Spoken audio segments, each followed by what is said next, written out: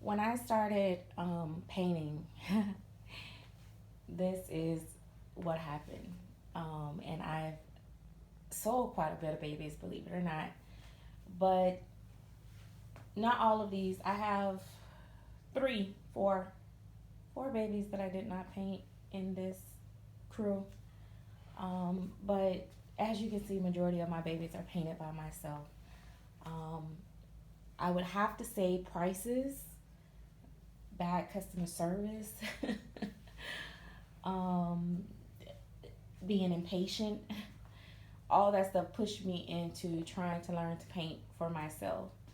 And where I know that not everybody can paint for themselves, or at least, paint to where they like their own painting. Because I'll be honest, the very first baby I painted for myself, I was like proud of it, but I was like, nah, I gotta keep buying babies because this is not gonna work. Especially when you're used to like Yogi's work and Dina. Gosh, I keep calling you Dina, Gina Dietrich, and stuff like that. You're gonna be really hard on yourself, but I mean, guess what? You tend to bond more with it because it's your baby. You created it. You put in all the hours of the work, and to me, you know, it makes them mean so much more. Um, and like I said, with the Gabby Gills, I painted 8 of them. I have number 9 in a blank kit form right now that I'm gonna paint eventually. But I'll tell you that, and it's trying to get to that perfect one is where I is why I just kept painting and kept painting until I get it right. And sometimes you realize that it's not you, it's the sculpt. You don't like the sculpt as much as you thought you did. And then that caused you to paint more. But or paint, another kit. You won't keep painting the same kit. Um, it's like for me, it was my first time painting Saskia, which is major right there, and I plan to paint another Saskia in the future.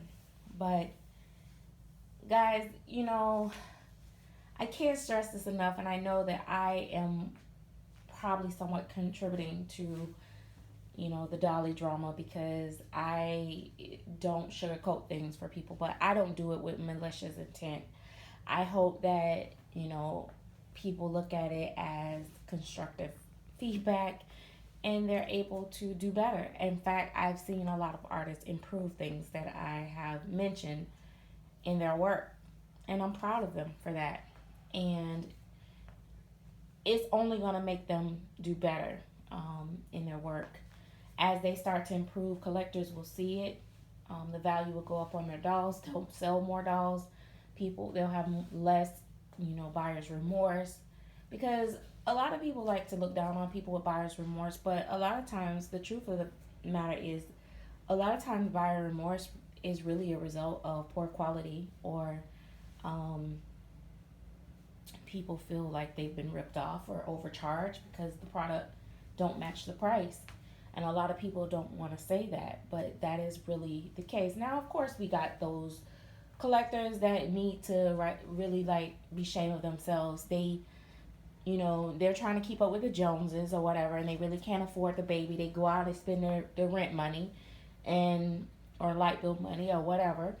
And when they get the baby, they're starting to think about, oh my God, I just spent all this money, and then their heart is beating fast and they're going crazy and they're trying to figure a way out of getting their money back. And some of them are just outright scammers and they want their money back, and they just want something for free. But a lot of times, I'll be honest, I've heard collectors say, well, they just didn't look the same as on the picture and they were just so upset and blah, blah, blah, blah, blah, and all this and stuff. And, you know, but I will say that I wish people understand that this is art. And as much as I complain, I'm probably the least to return anything to an artist. In my time, I've bought about 100 and something dolls from over probably about 30 different artists or so. And I've only returned one doll. Let me see. Yeah, I've only returned one doll to an artist. I usually just sell the doll. I eat it. You know what I mean? I don't, I don't believe in returning it because, it's art form, and when these artists create these dolls, they have a vision, and that vision may not be the same as yours, or they have no control over the fact that you thought you were gonna like the sculpt, and when you get it in person and realize it's either bigger or smaller, or not proportionate, and I mean, artists can't have any control over that. Even the sculptors, they sculpt what they feel, and then we as collectors, we buy it, we get it. If we don't like it, then you resell it. That's the way it works. And if you keep doing this to the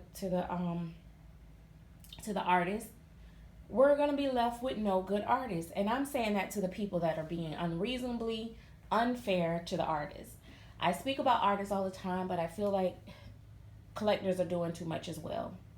A lot of people feel like, it's people, when people work with me, artists that have worked with me, even the ones that may not like me per se right at this moment, will tell you that if they be honest, or I could show you where they told me, but I wouldn't do that.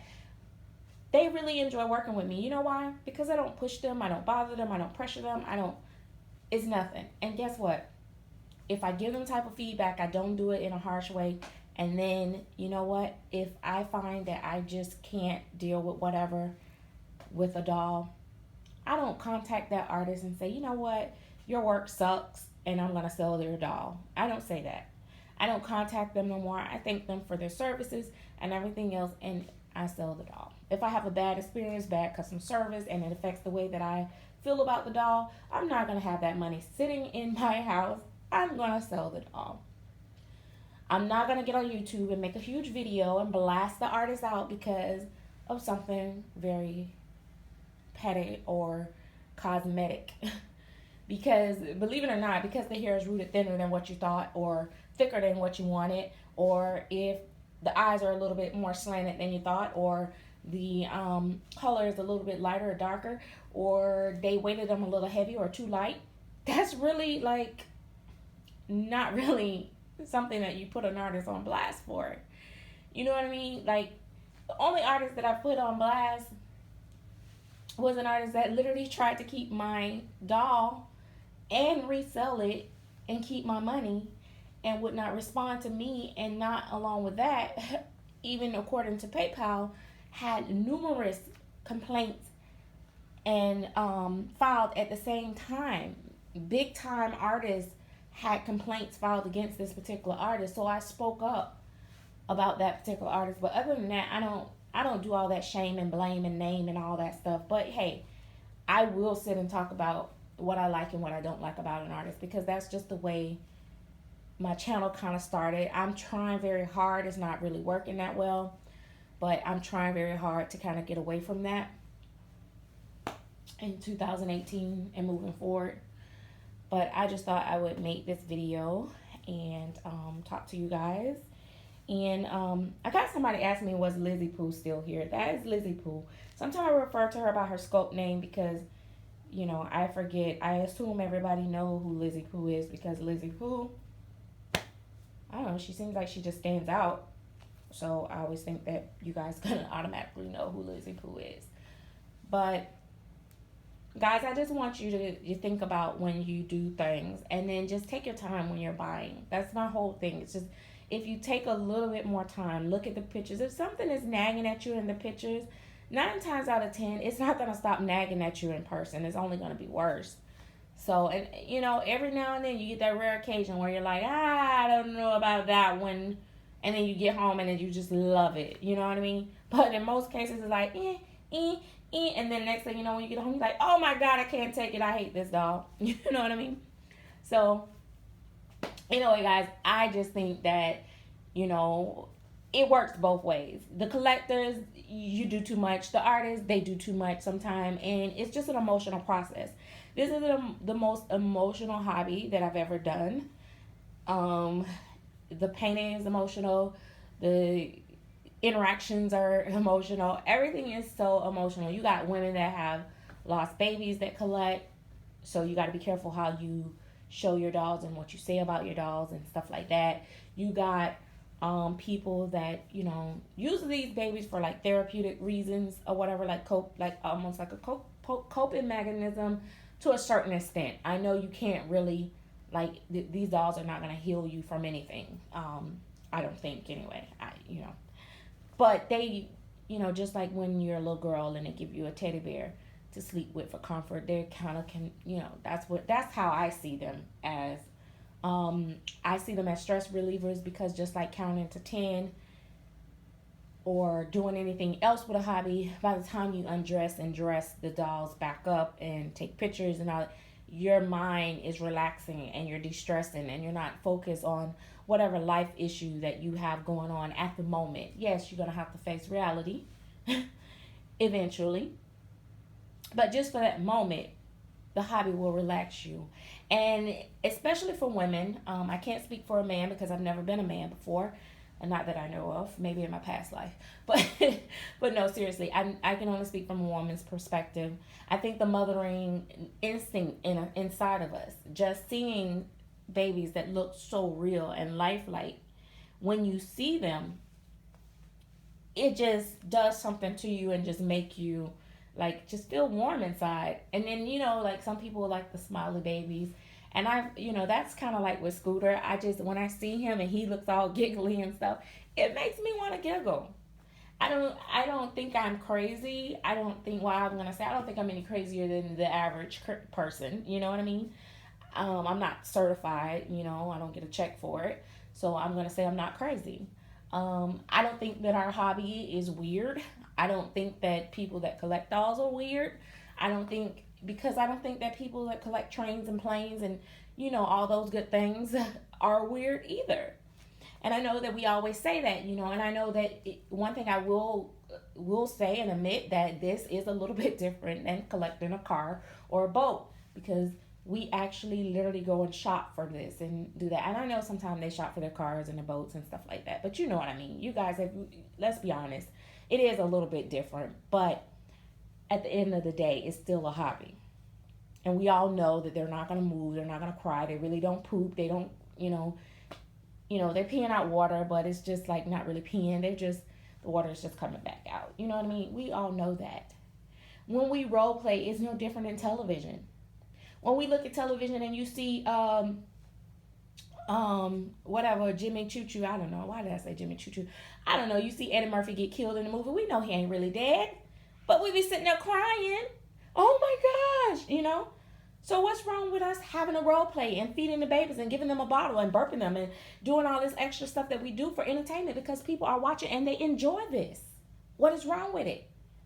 But people want to make it seem like we're crazy. And it's only because they don't understand and they're not open-minded to understand that everybody is not going to like the same thing that you like, and everybody's not going to be into the same that you like. But I'm telling you, you have to be confident in who you are and know who you are and be okay with that. I'm okay with part of my family saying, you know what, I know she used to collect dolls all the time, but that girl done really lost it. Have you seen her closet? Have you seen their this, that, and other? It don't bother me because I know who I am. I know who I am. I know that I'm working with a full deck, and I take care of my family and I do what I have to do, and I'm not neglecting anything to buy my dolls or support my habit. Or did I say habit? I meant hobby, but you know what I mean. It does become a habit after a while. But anything is not, too much of anything is not good, of course. Yeah, you could go, some people can go overboard. And like I said, when you get to that point, and then maybe that's a different situation and a different subject. But just regularly collecting and doing what you do, that's fine. It's fine. But anyway, guys, I don't want to go over 15 minutes here. And I just wanted to upload this, get this video recorded. And I didn't mean to even go into all this stuff. So, but I did. And I think I will upload it at a later date. And I'll show you guys these two really quick, which is not going to stay in those seats very long. And I'm actually going to, believe it or not, try to get most of these babies completely changed today. So we'll see how that works. It's